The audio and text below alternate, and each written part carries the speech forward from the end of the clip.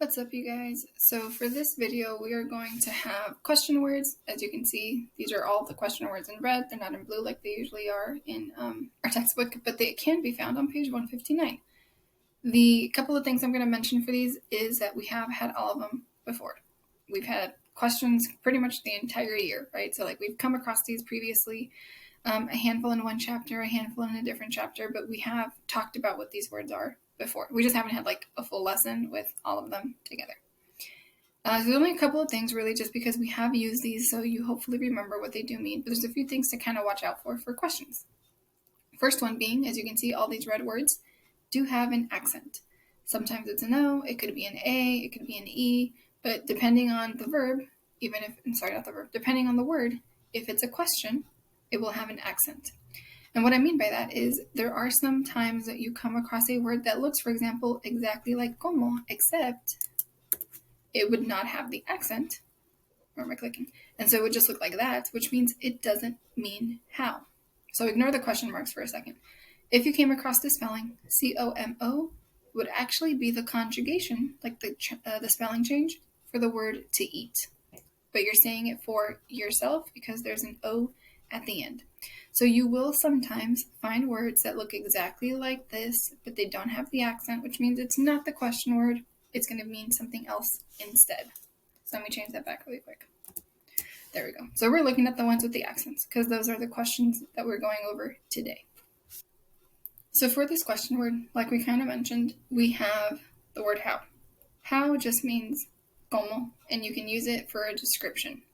If you had hopefully been in class already, because I know sometimes, sorry, you guys are added like a week or two late to class, but the first question we ever learned in Spanish was a como question. So like, ¿cómo estás?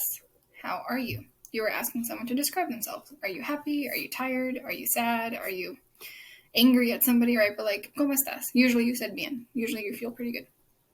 Either way, if you ever use this word, como, you're asking for a description. Either ¿cómo estás?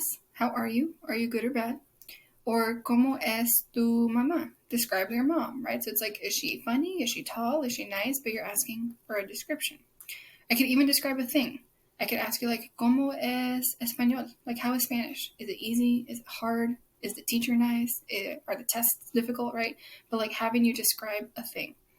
¿Cómo will always be answered in whatever you're describing, but with an adjective. So ¿cómo asks how, your answer will be some sort of a description word, some sort of an adjective.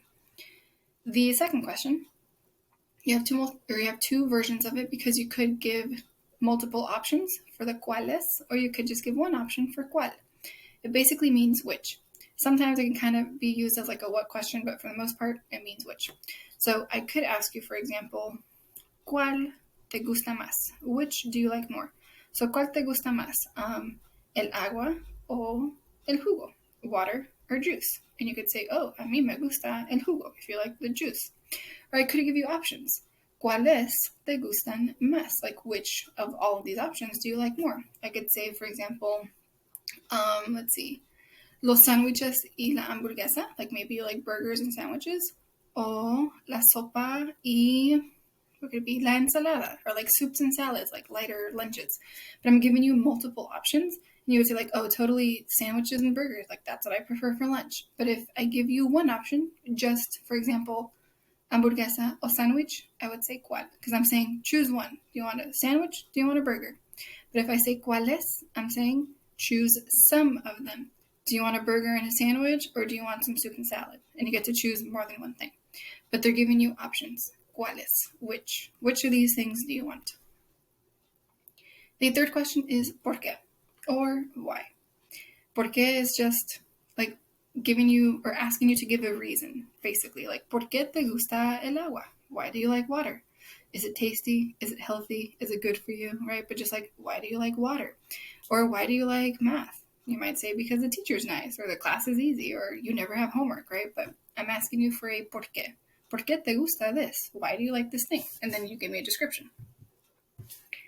The fourth one is one of the first questions we really covered, ¿qué? Which just means what. So I can ask you, ¿qué es tu número de teléfono? What's your phone number? ¿Qué te gusta comer? What do you like to eat? ¿Qué es tu clase favorita. What is your favorite class? But you're just asking somebody a what question. This time you don't give them options. It's not like the cual. You just say you fill in the blank on your own. Like I'm not telling you to choose between these 5 things. Just what do you want? And then you answer based off of anything that you could possibly have. The 5th one is a where question, ¿dónde? And we had this like, ¿de dónde eres? Where are you from? So if you're asking not even just a person, it could be a thing, but like, where's my backpack, right? ¿Dónde está la mochila? Or mi mochila? Where is my backpack? Or ¿dónde está mi mamá? Where is my mom? You could ask, from where is this person? Like, ¿de dónde es mi maestro? Like, from where is my teacher? Like, where are they from? And I am from LA, right? So you would say, soy de Los Angeles. But you're asking for a location or like even a place, a position of something. For like, ¿de dónde está mi mochila? Where's my backpack? My answer could be like, under my bed, right? Debajo de, in this case, my cama is the word for bed. But you can look for an actual position next to, behind, under, all of the lists that we had. Or it could be a location, like it's in my room, it's outside, it's in the car, wherever it could be. Number 6 is, again, 2 different spellings, but you're asking who. ¿Quién just asks who. So like, ¿quién es el maestro? Who is the teacher? Or you could ask, ¿quién es el chico? Who is the kid? Who's the boy, right? Maybe like a new student. If you're asking for information on multiple people, like maybe you have 2 new kids that came to class, you could ask, ¿quiénes? Like with an ES at the end. ¿Quiénes son los chicos? Like, who are the boys? Now that we have more than one of them in class. But you're just basically asking who. ¿Quién for just one person you're asking about? ¿Quiénes for multiple people that you're asking about? So if I asked you, like, who are your friends? Like, if I'm seeing you with a group of people and I'm like, oh, who are they? Like, introduce me. I would ask you, ¿quiénes son tus amigos? Like, who are your friends? All 3 of you guys hanging out in a group. Like, who are they? And then you could introduce me. So it just depends on if it's one person you're asking about or multiple people. Same idea, or similar at least, is for number 7. You have cuantos with an OS or cuantas with an AS that just ask how many.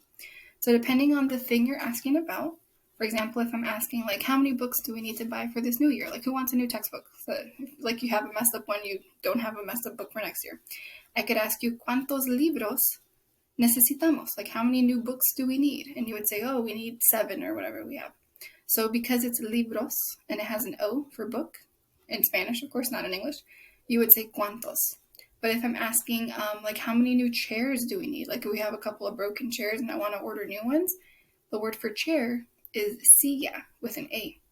So I would say, ¿cuántas sillas necesito? Like, how many chairs do I need? So depending on what you're asking about, ¿cuántos for masculine, ¿cuántas for feminine? It just depends on the thing you're asking about.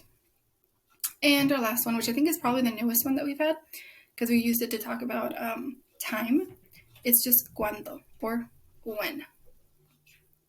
Your answer is going to involve either a day or a time. So if I ask you, like, ¿cuándo es spring break? You're going to say that I think it's March 29th. I don't even remember. But you would give me a day. When is spring break? ¿Cuándo es spring break? March 29. We'll just pretend it's that day, if it isn't.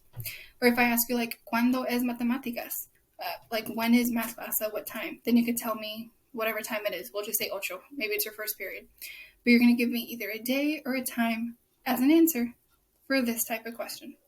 Or even like, ¿cuándo es tu cumpleaños? When is your birthday? You would say, oh, March 14th or whatever your birthday could be. So it always involves a day or a time, or maybe even both, depending on what you're looking for. But these are the question words we've had. We've used them kind of throughout the whole year, just like a little bit of this in one chapter, a little bit of that one in a different chapter, but now you have all of them in one.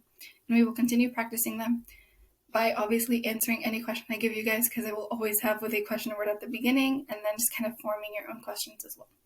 But hopefully that's semi-helpful, and we'll keep practicing this in class as well. All right, I'll see you guys in class in, I'm assuming, a couple of days. Adios.